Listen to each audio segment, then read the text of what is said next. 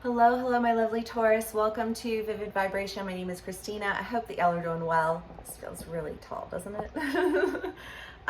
Taurus, we have the apocalypse and the venom, the creator, the ocean, the queen, the hunter, and the prayer.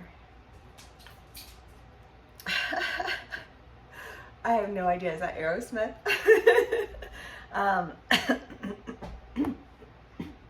Sorry, y'all. I was literally like face down for 2 hours getting a massage. And when you do that, like all of your sinuses drain to the very front of your face. So, square one here. Anyways, the apocalypse and the venom. I mean, the apocalypse is just this idea of a massive end, and it doesn't end well. It ends with a lot of anger and a lot of frustration. And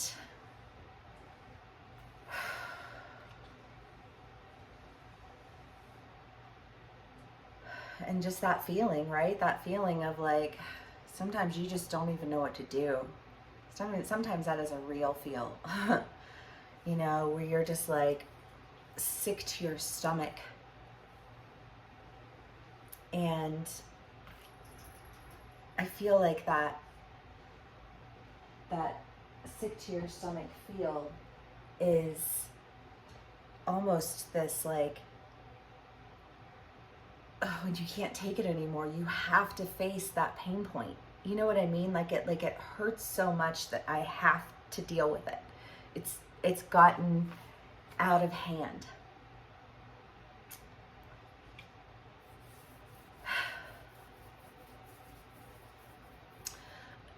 You know, the prayer is the idea of manifestation, and manifestation is such an overly saturated word by many communities.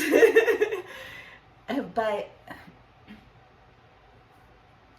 to break it down in a really simple manner, I think that ultimately it is about speaking words over an intention. And when you speak words over an intention, you motivate that intention, you fuel that intention, you work that energy into motion. And then your actions follow. You know what I mean? Are you manifesting it? Well, yeah. But like in the simplest mechanics of manifestation, it is a process. And even in religion, you know, like Christianity, there was this woman the other day that we interacted with, and she's very adamantly newly converted Christian who was convinced that Jesus took away her addiction to nicotine. And psychologically, you know, like scientifically speaking, you know, like our brains can have like the placebo effect is real. And if you believe that you can be healed, you can heal. You know, I 110% believe in Christ, but I don't think that he was what they spoke him to be. You know what I mean? But anyways, I just feel like this, like, but sometimes we don't, that kick doesn't hit until we are just sick with what it is that made us sick, right? I just think that bag of woes, right? And you're just like, you pull that out of you, and then you're able to start intentionally acting in and going in a direction that you want, because you want balance. Taurus wants luxury. Taurus wants abundance and plethora, and not to have to worry, and to feel comfortable in their community and in close connection with their family. You know, and I feel like those are all the things that you want. And the queen is the idea of a point of influence, but truly what I feel like this influence is that gut wrenching, I don't want to be sick anymore. I don't want to carry this sickness anymore. The sickness is destroying me. It's destroying the things that I love. It's destroying the relationships that I love and the people that, you know, like I can't carry this comfortably any longer.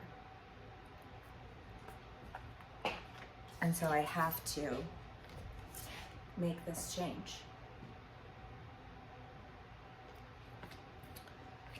Ooh, Taurus. Okay. Love y'all so much. Thank you for sharing your energy with me.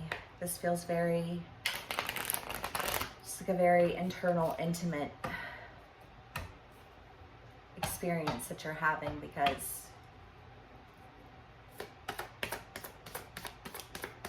Tauruses aren't quick to react. Tauruses aren't quick to, that's part of the reason I think that I've always just like, I thrive in earth sign energy, because I'm all fire and water. I've got one earth placement, which is a Virgo Mercury. So there you have that. But you know what I mean? Like, but other than that, I'm like all fire and water. So I come in and I'm like, whoosh, you know what I mean?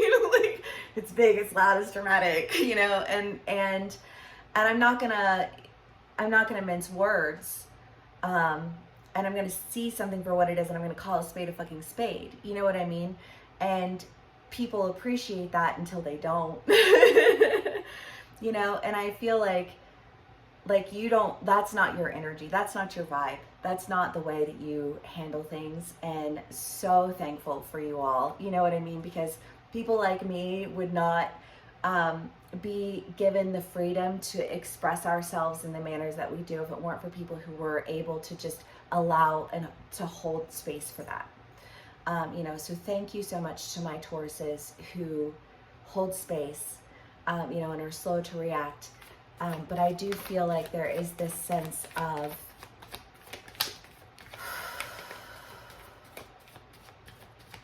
that pain point. You have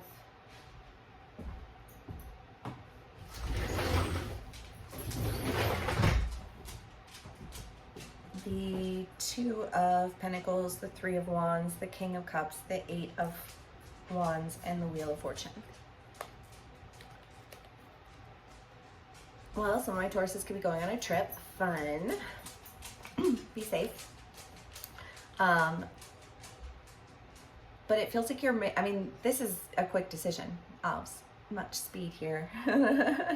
And you do have the Hunter. I do feel like there's kind of this, maybe it feels to everyone else like it's a rash decision, but I don't feel like it feels like that to you, because you don't, again, you don't make rash decisions. You know what I mean? It's just like not in your nature. So I think it's something that you've probably been like contemplating for a while. But whatever this decision is, it just feels like that purge is exactly what you needed to like turn things around. And the Two of Pentacles is partnership. The King of Cups is my like drunken love card, you know? I feel like, are you going in? I mean out? In, out.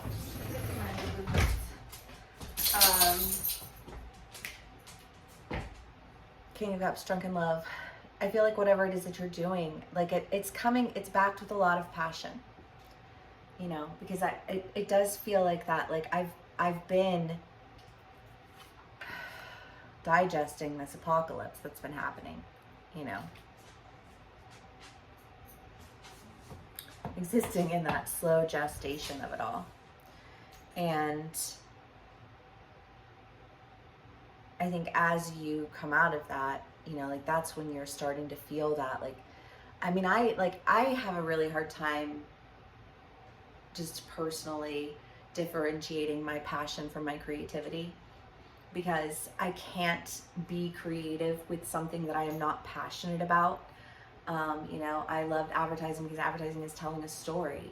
You know, like you study your audience, you understand your audience, you speak their language, you know what I mean? Like you create around that. And you know, I think the same thing with tarot. You know, you're reading an energy, you're listening to an energy, you're creating a story around an energy. There's creativity that's involved with it. So I'm very passionate about it. I love doing it. You know, but I just think this, like, whatever it is that you're creating it from a place of passion that is like on the catalyst of this purge. Taurus.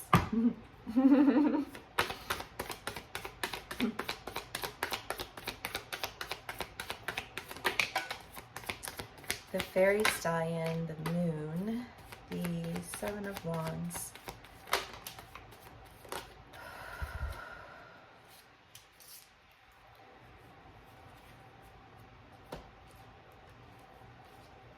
Strength, Eight of Pentacles, King of Pentacles.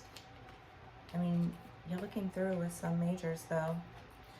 We've got Strength, the Chariot, the Moon. I think these are Leo and Cancer cards. But there's movement. I mean, the Chariot, the Hunter, the Eight of Wands. There's movement, Taurus. I don't know what you're doing, but you're shifting gears. I just kind of get this like you're driving down the highway, and then all of a sudden you just like take an exit and you're like, nope, I'm doing this. I'm going here. Change plans.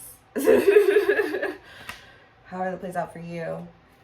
And again, I think it's backed with a great deal of strength. I feel like it's like, I don't know, whatever this thing is, this catalyst that happens, it purges something out of you that just, like you can breathe. You know what I mean? Like, this, it's like needing the, you were stiff. I just feel like you didn't even realize how stiff you were. And it's like you can move your body again. I don't know. It just feels nice. But also, I don't know. I think it's backed with a sense of understanding, a sense of power, a sense of, I just feel like knowing right from wrong. Because the lines are always so blurred.